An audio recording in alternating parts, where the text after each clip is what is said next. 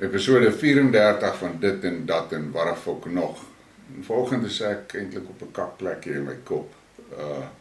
Ek bly hier in die bos en ons krag word voorsien op die hooflyn wat Sappi voorsien.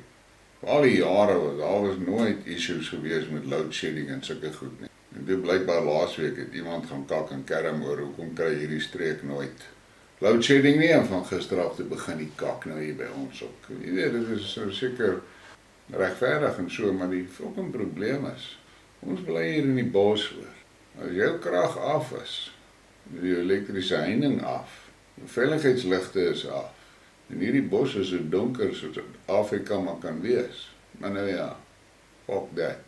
Ons moet maar aangaan, né? En dan is daar 'n ander ding, hierdie stront wat ek nou vanoggend hoor van daai Nord Stream 1 en Nord Stream 2 wat gesaboteer is blykbaar. En dan is daar nou natuurlik weer die stories van die ouens wat ook kon vertel, ja, die Russe het dit gedoen. Die vraag wat jy jouself moet vra is, hoekom sal die Russe die pyplyn beskadig? Hulle sit by hulle kant met 'n kraan, wat hulle net kan toedraai en dan loop aan die gas nie. Hoekom sal hulle nou die pyp beskadig? Daar is baie bespiegelinge en daar is nogal ouens wat 'n sterk punt maak, dit was of die Amerikaners of die Britte. Maar nou ja, dit is ook nou weer 'n ding wat uitgemaak sal word of afgemaak gaan word vir 'n conspiracy theory. Sommige sien. Maar daar is baie stories wat rondloop dat die Amerikaners het hierdie hele kakspel mooi beplan in Europa. En die sanksies teen Rusland is mooi beplan om die Europese ekonomie te verwoes. Die grootste ding wat die Amerikaners op die grond, onder die grond in wil kry is die Duitse industrie. En die burgers van die EU. Lyk my, hulle sit half vas aan die slaap, terwyl daai bliksems daar in Brussels dans presies soos wat die nieuwkomers in die kakhuis vir hulle sê om te dans. En nou sit hulle met 'n probleem. Europa se ekonomie gaan in duie stort. En hulle kan nou al die stories praat soos hulle wil. Baie kak gepraat van ja, daai Schultz van Duitsland, hy kon sy gas in Qatar gekry, sy gat man het 1 skip gekry.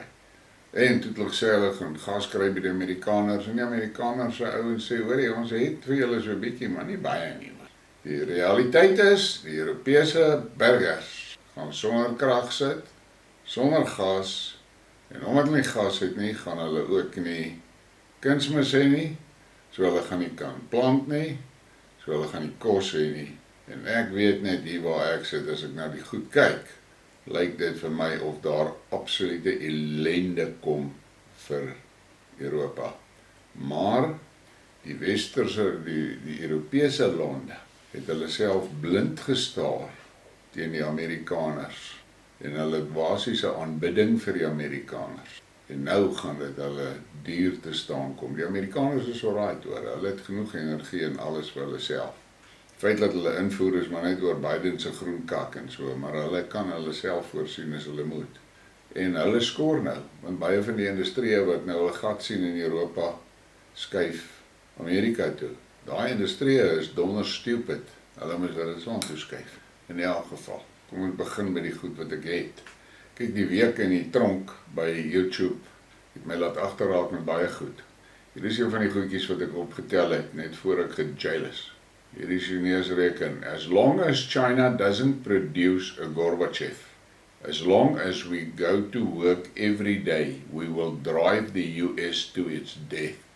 There will be no problem reaching this goal in 2027. The US will not survive.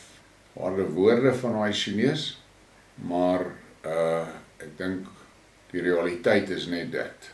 Die nie-westerse wêreld, kom ons noem dit maar die BRICS-blok. Dit is nou nie helemaal reg nie, maar in elk geval. En die SCO-blok, die Shanghai Cooperation Organization. Hulle het moeheid gegroei oor die laaste 10 jaar. En die Amerikaners het nie tred met dit gehou nie, want hulle was te fucking gefokus op hulle oorlogmakery. En nou skielik kom hulle agter. Maar hulle is nie meer die grootste hond in die straat nie. En dan kom ons by die Pestelensie. Nou ek kan nou ongelukkig hierdie nou nie vir julle lees nie, aangesien dit nou een van die verbode woorde is. Maar kyk maar daar wat sê hulle nou van die permedisyne. Dis nogal 'n eye-opener. Iemand moet betaal vir hierdie kak hoor. En dan is nou hierdie. Weer 'n keer gaan ek dit nie lees nie. Jy kan maar daai goed mooi deurlees en sien nou daai trials het gewys. Daar's groot shit. Maar die media, die sosiale media, almal was mooi aangesê wat om te sê en wat om nie. En dan sê hierdie ou, kyk nou net hierso. Dis 'n fact check. Yeah. So daai slanggif was net op agterrotte getoets. Dit moet jou die. En dan kyk jy nou na hierdie ene. Weer 'n keer gaan ek dit nie lees nie, lees dit vir jouself daar. Maar kyk wat sê daai narratief wat nou in mekaar stort. Want duidelik is die slanggif baie gevaarliker as die pestelensie. En dan hierso, Africa CDC to intensify jab rollouts. Nou, eerlikheid man, lees nou maar vir jouself daar. Jy weet wat my die bliksem in maak, is die wêreld het duidelik gesien. Die sterftesyfers was nie naaste by woes in Afrika nie. En hoofsaaklik, daar is 'n paar redes, maar een van die redes was die lae spuitery. 'n ander ding is die Afrika mense eet daai malaria pille so snacks. En blykbaar daai ding is, weet ons nou, is dodelik vir die pestelensie. En dan hierdie is 'n prentjie wat jy nou maar mooi na moet kyk en dan moet jy daaroor dink. Dit is wat die lijksbesorgers en patoloë uit die gepikte mense se bloedvate uittrek. Boys, dit is 'n lelike storie daai en niemand wil dit regtig publiek maak. Hier kan jy nou maar lees wat sê hierdie begrafnisondernemers en almal van hierdie goed en hulle sê van hierdie goed wat hulle in die mense kry en dan sê hy daaronder, the facts are getting harder and harder to ignore. En dan kom ons nou weer by die Oekraïne. Medvedev. If these idiots continue the unrestrained pumping of the Kiev regime with most dangerous types of weapons, sooner or later the military campaign will move to another level. The visible borders and predictability of the actions of the parties will disappear from the military campaign. Nou, eers daar's baie groot waarskuwing wat hy daar gee en natuurlik is daar nou die Weste aanbidders wat vir jou verduidelik van hy praat kaak en wala en hulle wil net 'n rede soek om kernwapens te gebruik wat totaal bullshit is, maar die Weste is besig om 'n pofadder te poeier. And the Western countries will not be able to sit in their clean houses and apartments laughing at how they are carefully weakening Russia with someone else's hands. Everything will catch fire around them. Their people will grab grief in full. They will literally have the earth burning and concrete melting. We'll get a lot of it too. It will be very, very bad for everyone. But while the narrow-minded politicians and their stupid think tanks, thoughtfully twirling a glass of wine in their hands, talk about how they can deal with us without entering into a direct war. Dull idiots with a classical education. En dan is hierdie nou, het ek nou gevat vir die prentjie, maar dieselfde woorde as wat in voorheen gelees het. I'll go fuck those European degenerates up.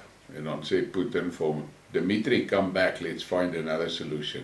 En ek het dit al baie kere in my Skidmarks en Briekmerke gesê, die Weste kan goddank bly wees, dat Medvedev is nie meer die president van Amerika, van Rusland nie.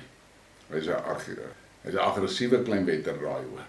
En dan hierdie ook nou maar net 'n herhaling, ek het dit vir die prentjie daar gesit, Medvedev issues apocalyptic warning to the West over Ukraine. Maar soos gewoonlik sal die Weste nie luister nie. En dan kom ons nou by hierdie ene. Town policing.